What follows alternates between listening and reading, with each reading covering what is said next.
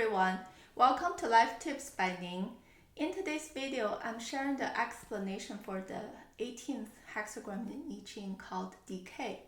So there are two layers of meanings for this Decay hexagram. The first is surface meaning like corruption, decay, lack of order, and lack of clarity. But the second layer is about how do we solve for the chaos? How do we provide remedy? What type of approach we should take?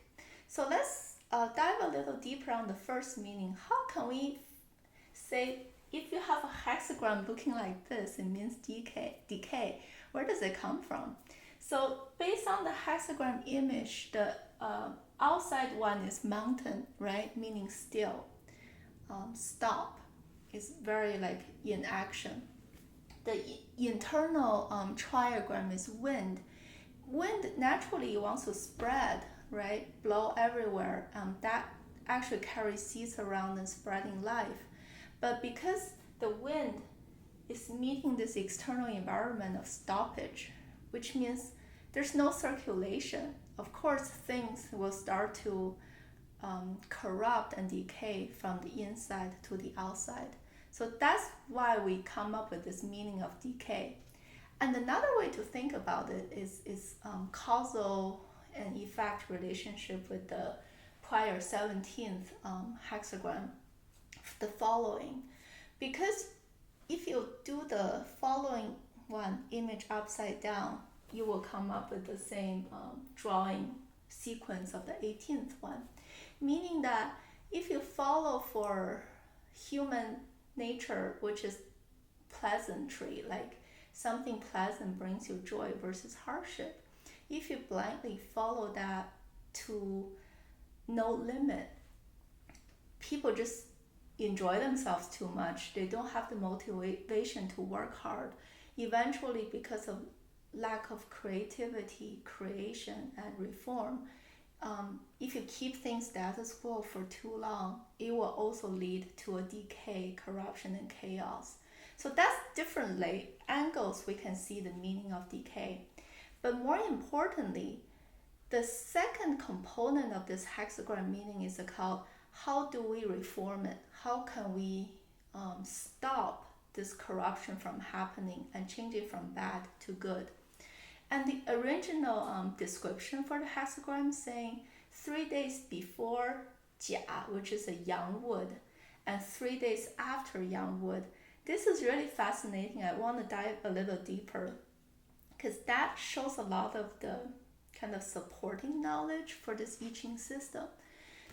And that phrase actually describes the specific methodology and approach we need to take to do this remedy.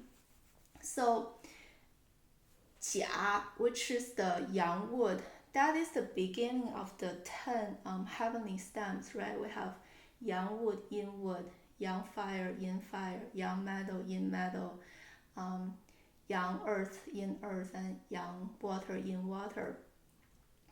So because yang wood is the first initial step, that simplifies the beginning of something, the beginning of a remedy. It means you need to take initial preparation and plan carefully. So it's 3 days before the yang wood starting point. And also you need to finish what you start. It takes persistence and consistency. That's why you need 3 days after the initial yang wood point to wrap it up. That's one layer of meaning, is showing persistency and consistency. That's the right approach to solve the decay, because the decay doesn't come across suddenly. It takes ages and years to show up. So it's not something that's easy to solve. It's an old habit, it's an old corruption or culture thing. That's why it takes a lot of patience and consistency to solve it.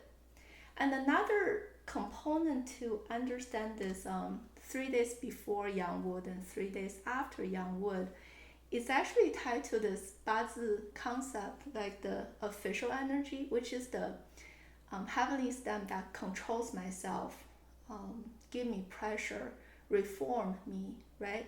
Actually, in the original Chinese language, that official spirit is called seventh killing.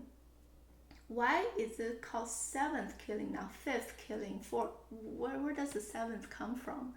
That's actually really fascinating because all the I-Ching images, you have 6 lines. The moment you go to the seventh, it's the beginning of the next cycle. It's restarting something again. You finish the prior cycle, you're starting a new one.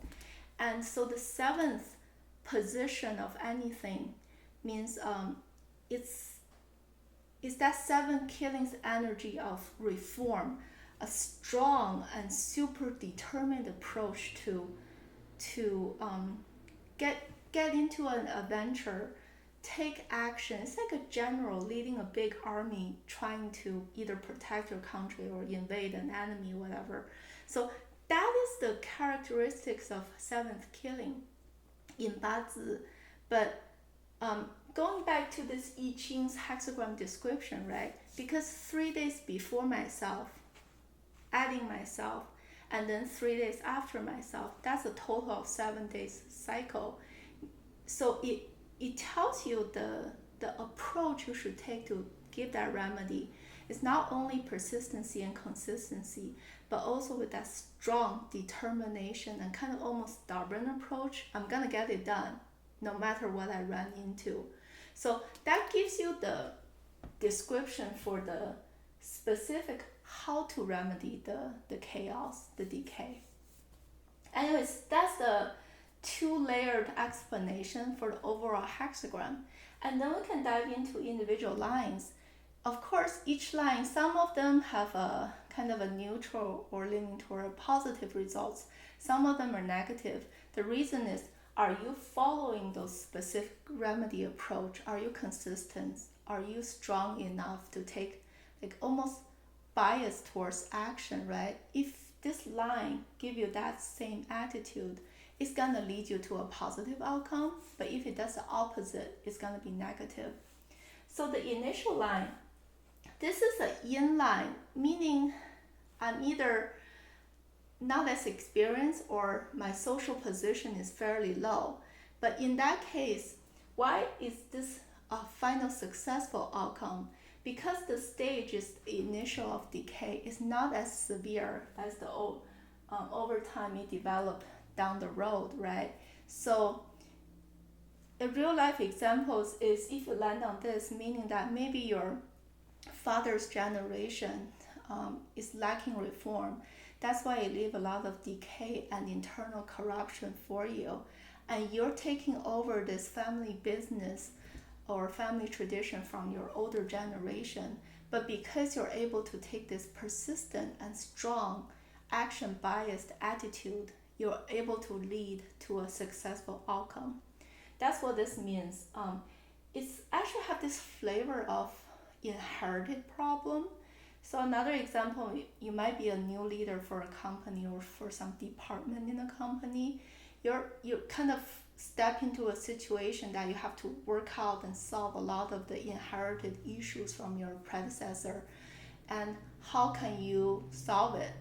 It's emphasizing this spirit of consistency, don't give up, and strong attitude to reform. It's a bias towards action. Don't keep it status quo, and then you will see success. The second line, however, because it's a yang line sitting in the yin position, the second position, right? And its corresponding line is this fifth one, which is a yin line. Which approach should you take? It's saying take a very balanced approach, not too harsh, not too lenient, be balanced. Because you're dealing with the yin person in charge, if I take a kind of a yang and yin naturally pair and support each other.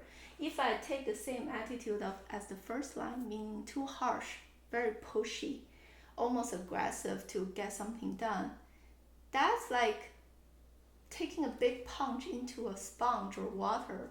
It just gets dissolved because your target is a yin type of person.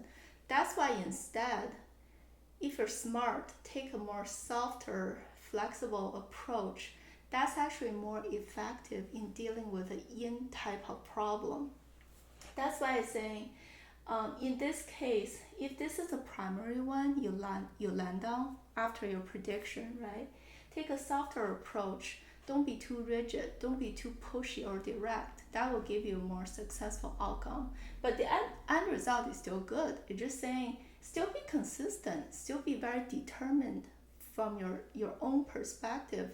But the external approach you take is not as rigid or pushy as the first one. Moving to the third line, this is a yang line sitting in a yang position. It's super yang, right? Super action biased. It says in the process you might run into a little struggle, a little trouble, a little regret because you're pushing too hard. You might damage that human relationship. You might make somebody angry at you. But guess what? In the end, because you're following the spirit of action to solve the chaos and decay, the end result is still gonna be good, because at the end of the day, action is way better than taking no action, even though you might be a little strong, which incur like a small and slight regret during your process, but your final outcome will be fine.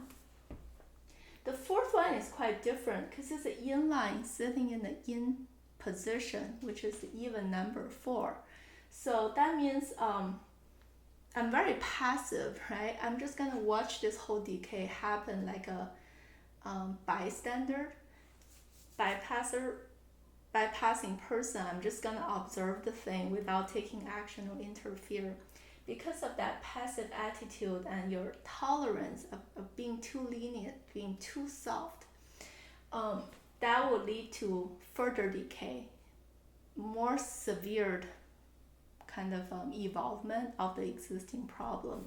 So this is a fairly negative one. And if you land on this one, unfortunately, even though you take action, you might not achieve your result because it's just that situation is not favorable for you.